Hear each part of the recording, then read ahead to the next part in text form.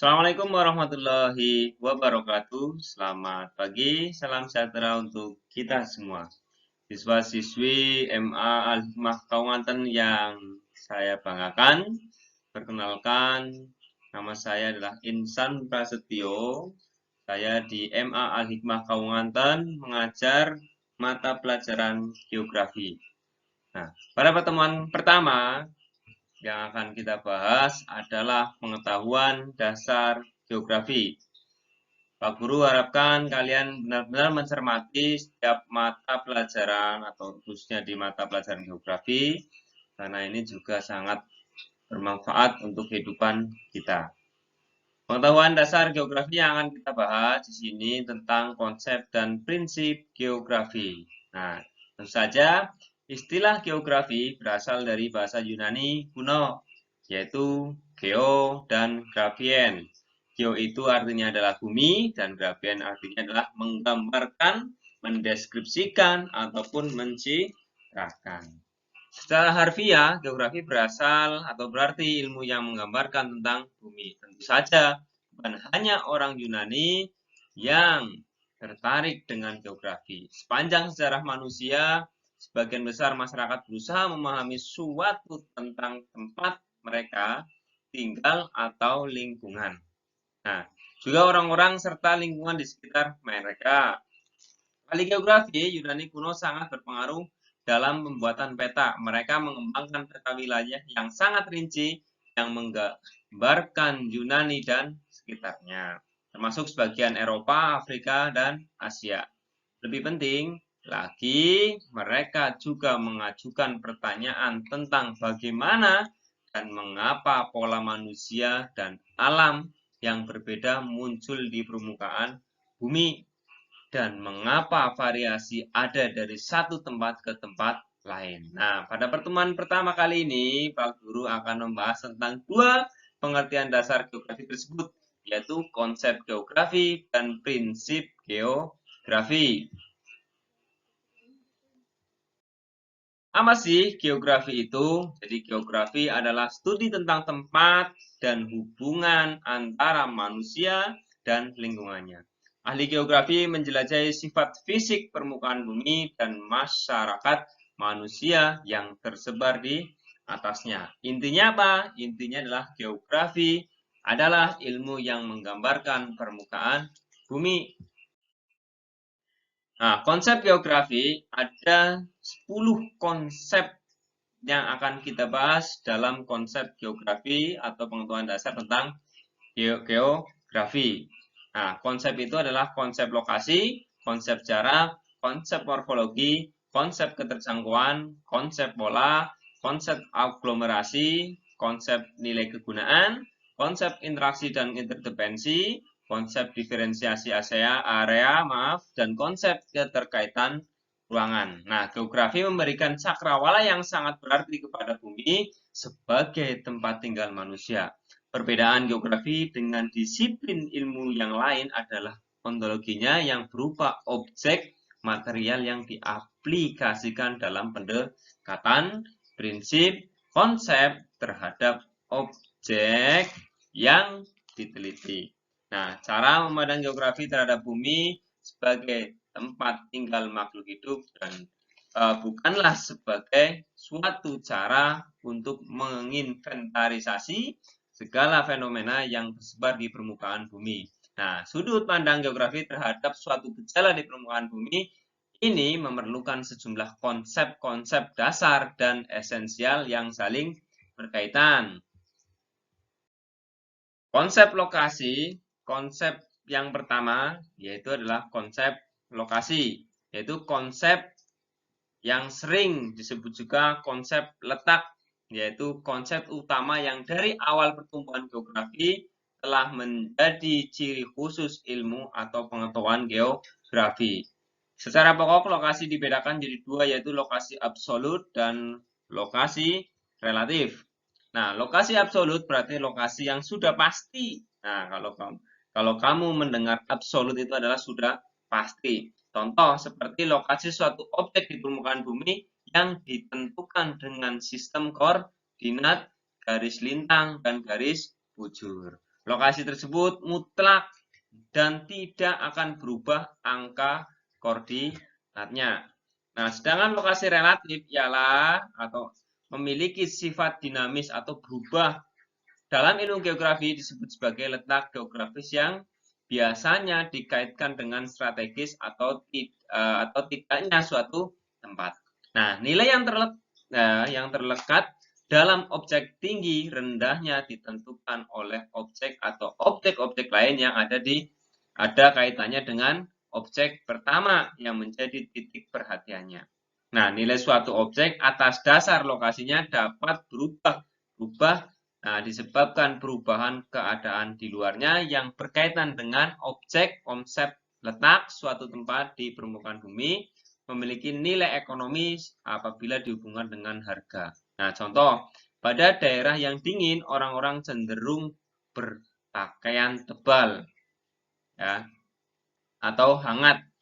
Nilai lahan atau nilai tanah untuk kemungkinan akan berkurang apabila berdekatan dengan pabrik, kuburan, pasar, terminal, kendaraan umum karena bising dan pencemaran yang terjadi di sekitarnya.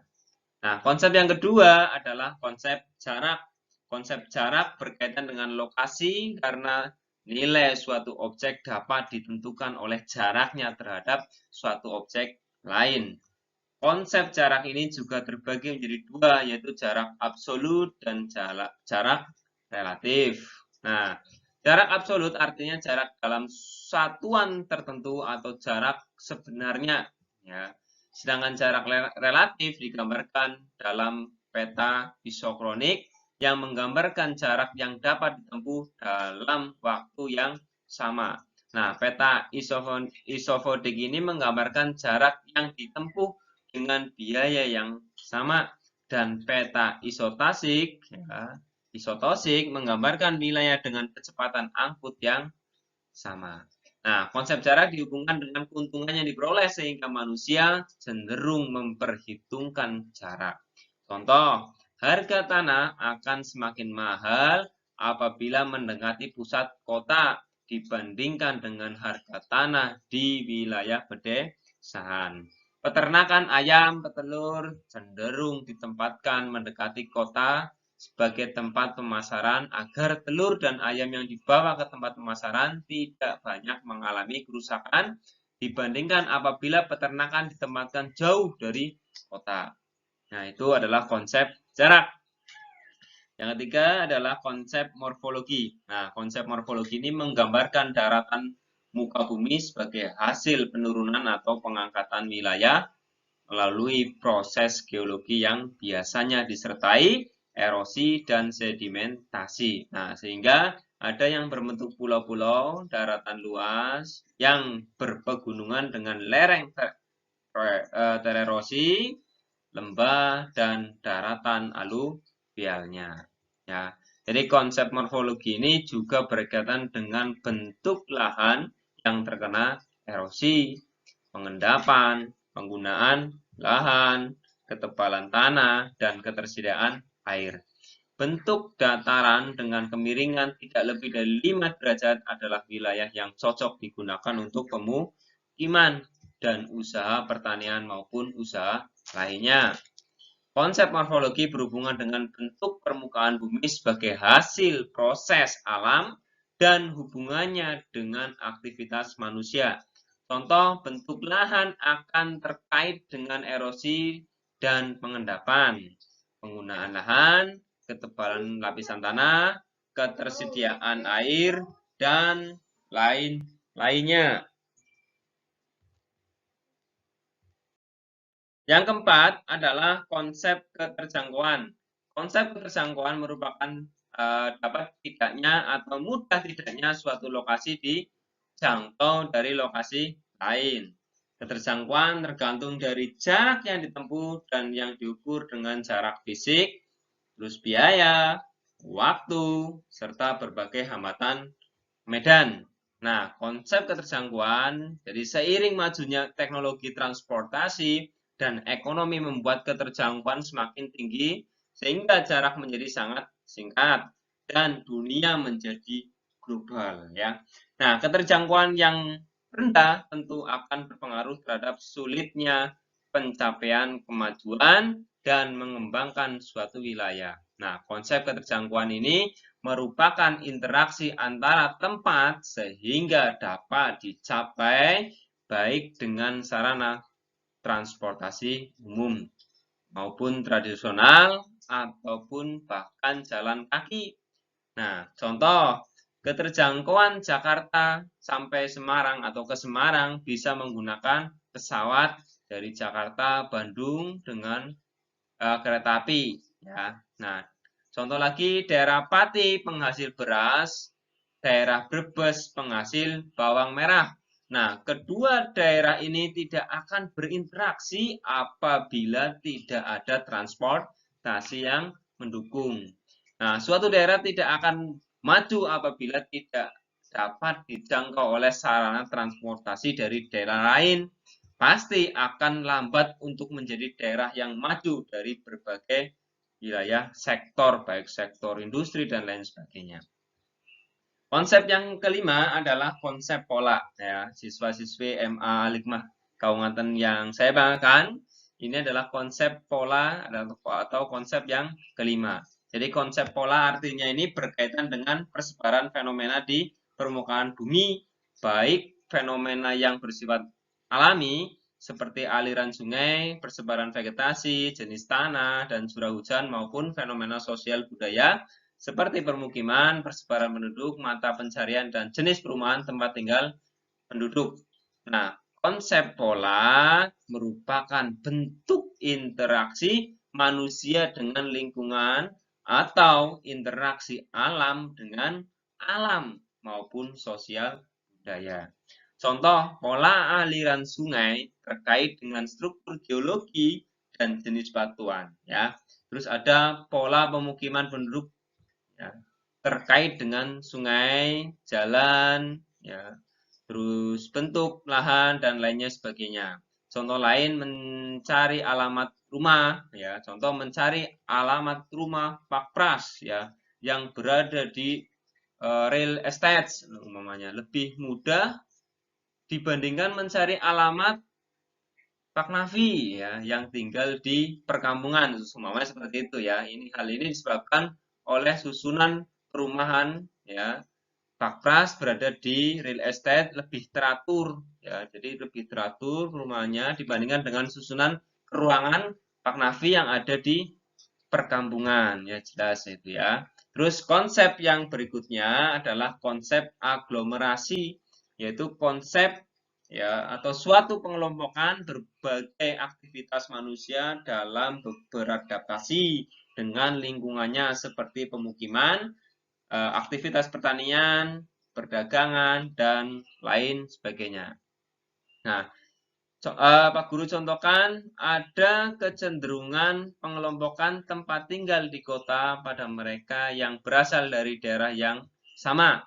Ya, pengelompokan pemukiman pada kawasan pertanian mendekati wilayah perairan dan lain-lain. Orang-orang kaya tinggal di kawasan elit, sedangkan orang miskin tinggal di daerah kumuh. Nah, konsep aglomerasi ini merupakan kecenderungan persebaran yang bersifat mengelompok pada suatu wilayah yang relatif sempit dan menguntungkan baik mengingat kesejenisan gejala maupun adanya faktor-faktor umum yang menguntungkan. Nah, pola aglomerasi penduduk ini dibedakan menjadi tiga, yaitu pola mengelompok, pola tersebar secara acak, dan pola tersebar secara teratur. Siswa-siswi MA Alikmah Kaungaten yang Pak Guru banggakan, ya, jadi konsep nilai kegunaan yang ketujuh adalah konsep nilai kegunaan. Konsep nilai kegunaan berarti interaksi manusia dengan lingkungannya diberikan suatu nilai penting pada aspek-aspek tertentu. Pak Guru contohkan, contoh nilai kegunaan seorang profesor memandang mata air yang mengandung mineral, seperti contoh di Ciater ya, Jawa Barat, ini sebagai objek penelitian. Ya, sedangkan bagi seseorang remaja atau anak-anak, memandang tempat tersebut sebagai objek wisata atau rekreasi, bahkan sebagai oleh sebagian penduduk dijadikan sebagai tempat untuk mengobati penyakit kulit. Ya, ini berbeda ya.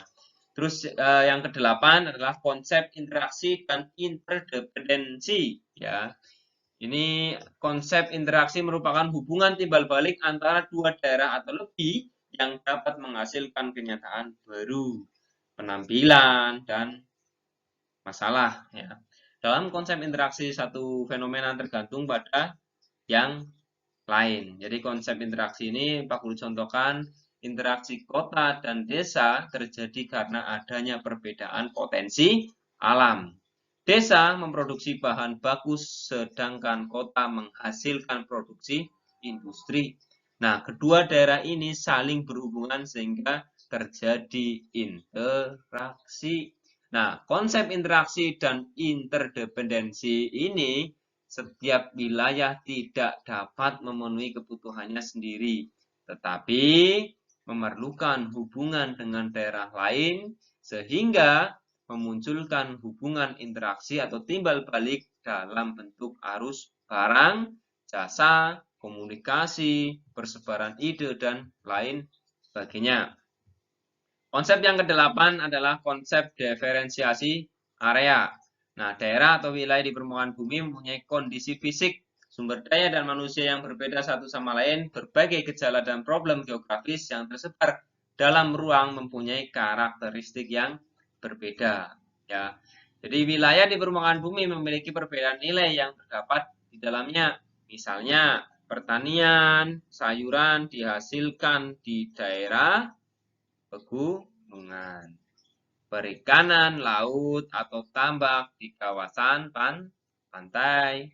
Wilayah perkotaan yang didominasi bentang budaya memiliki tata ruang yang berbeda dengan wilayah desa yang didominasi bentang alam. Konsep keterkaitan yang berikutnya adalah konsep keterkaitan ruang. Ya, yang ke-10 atau yang terakhir di konsep ini adalah konsep keterkaitan ruang. Geografi merupakan ilmu sintesis, artinya saling berkaitan antara fenomena fisik dan manusia yang mencirikan suatu wilayah dengan corak keterpaduan atau sintesis tampak jelas pada kajian wilayah. Suatu wilayah dapat berkembang karena adanya hubungan dengan wilayah lain atau adanya saling keterkaitan antar wilayah dalam memenuhi kebutuhan dan sosial penduduknya.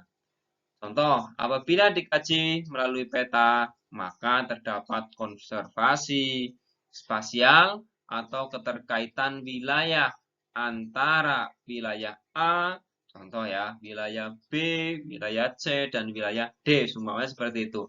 Nah, kekeringan dan kebanjiran di Jakarta juga tidak lepas kaitannya dengan terjadinya pengalihan fungsi lahan di daerah hulu, ya, sekitar kawasan, contoh di kawasan puncak Cianjur, ya, di daerah hulu, ya, itu tidak ada hutannya, gundul dan lain sebagainya. Akhirnya di bawah daerah hilir terjadi banjir bandang, akhir dari atas turun ke bawah sangat deras. Nah, itu konsep dari pengetahuan dasar konsep geografi. Nah, selanjutnya ada 4 prinsip geografi. Ada prinsip distribusi, prinsip interrelasi, prinsip deskripsi, dan prinsip korologi. Nah, yang pertama adalah prinsip distribusi atau prinsip penyebaran. Ya, siswa-siswi MA Al-Hikmah yang Pak Guru banggakan bahwa prinsip geografi ada 4. Yang pertama adalah prinsip distribusi atau penyebaran, yaitu fungsi prinsip persebaran ini digunakan untuk menelaah gejala dan fenomena geografi yang tersebar di permukaan bumi secara tidak sama dan tidak merata. Fenomena geografi yang diteliti bisa berupa bentang alam, bisa tumbuhan, hewan, dan manusia. Nah, tujuan lain dari penggunaan prinsip penyebaran ini juga dapat mengungkap hubungan antara satu fenomena dengan fenomena lainnya secara menyeluruh. Selain itu, adanya prinsip distribusi dapat digunakan untuk meramalkan keadaan di masa yang akan datang. Contoh, Prinsip distribusi atau penyebaran, persebaran flora dan fauna di wilayah Indonesia, persebaran potensi air yang berbeda dari suatu tempat dengan tempat lainnya, persebaran total penduduk transmigran di Indonesia yang tidak merata. Nah, prinsip yang berikutnya adalah prinsip interrelasi atau keterkaitan. Jadi fungsi prinsip interrelasi ini digunakan untuk menelaah hubungan yang saling terkait antara gejala yang satu dengan gejala geografi yang lain dalam suatu ruang. Tujuan prinsip ini juga berfungsi untuk menguraikan hubungan yang ada di dalam ruangan tersebut antara satu gejala dengan gejala lainnya. Nah, contoh prinsip interrelasi atau keterkaitan yaitu kekeringan yang terjadi sebagai dampak adanya fenomena La Nina, ya, fenomena banjir akibat adanya penebangan hutan di wilayah hulu. Kondisi iklim di Indonesia yang dipengaruhi oleh letak geografis Indonesia. Apa sih letak geografis Indonesia? Kalian pasti sudah tahu ya. Jadi letak geografis Indonesia adalah di dua benua dan dua samudra. Yaitu benuanya adalah benua Asia dan benua Australia, samudranya adalah Samudra Pasifik dan Samudra Hindia. Nah, penduduk pesisir pantai banyak yang menjadi nelayan karena dekat dengan wilayah lautan. Siswa-siswi MA Hikmah Kabupaten yang saya banggakan, ya, prinsip yang ketiga adalah prinsip deskripsi atau penggambaran. Jadi fungsi prinsip deskripsi digunakan untuk memberikan penjelasan lebih jauh tentang gejala-gejala yang terjadi di muka bumi yang dapat diamati. Prinsip deskripsi ini pada intinya memberikan penjelasan yang lebih mendalam mengenai karakteristik yang spesifik pada gejala geografi. Ya. Geografi menganut prinsip ini ditunjukkan untuk menggambarkan fenomena geosfer yang memerlukan deskripsi baik melalui tulisan, bisa tabel, bisa gambar, dan grafik ya, yang disajikan jelas melalui fakta, gejala, dan masalah. Nah, sebab akibat secara kualitatif ataupun kuantitatif. Nah, Pak Guru contohkan prinsip deskripsi ya atau penggambaran, jadi tabel angka pengangguran di Provinsi Jawa Timur, grafik peta lempeng tektonik di dunia, peta wilayah lautan di kawasan Asia Tenggara, gambar persebaran curah hujan di Indonesia, dan lain sebagainya, masih banyak ya. Dan prinsip yang terakhir adalah prinsip korologi. Jadi fungsi prinsip korologi ini bertujuan untuk menelaah gejala, fakta, maupun permasalahan yang ada di suatu tempat yang ditinjau dari persebarannya. Interaksinya, dan integrasinya dalam ruang tertentu. Nah, prinsip orologi ini merupakan prinsip geografi yang komprehensif karena memadukan prinsip-prinsip lainnya, yaitu prinsip distribusi, prinsip interrelasi, serta prinsip deskripsi dalam satu prinsip, yaitu prinsip korologi. Prinsip ini juga termasuk sebagai ciri-ciri geografi modern. Pak Guru contohkan prinsip korologi gabungan. Ya, untuk meneliti masalah hujan harus diteliti mengenai persebaran curah hujan di Indonesia. Penyebab kenapa adanya perbedaan curah hujan di berbagai daerah serta dampak yang ditimbulkan dari tingginya curah hujan di wilayah tertentu. Untuk meneliti masalah suhu udara, maka harus diteliti mengenai perbedaan suhu udara di pedesaan dan perkotaan. Nah, penyebab timbulnya pedesaan serta pengaruh banyaknya pepohonan di desa terhadap suhu udara di wilayah pedesaan dibandingkan dengan perkotaan. Nah, itu saja yang dapat Pak Guru sampaikan ya. Terima kasih dan semoga bermanfaat, dan tak lupa Pak Guru doakan semoga nantinya kelak kalian menjadi orang yang sukses, siswa-siswi khususnya siswa-siswi MA Al-Hikmah Kaungaten. Nah, jangan lupa materi pengetahuan dasar geografi di pertemuan selanjutnya kita akan bahas tentang objek ilmu geografi dan pendekatan geografi. Itu saja yang dapat Pak Guru sampaikan. Saya lagi terima kasih dan semoga bermanfaat. Assalamualaikum warahmatullahi wabarakatuh.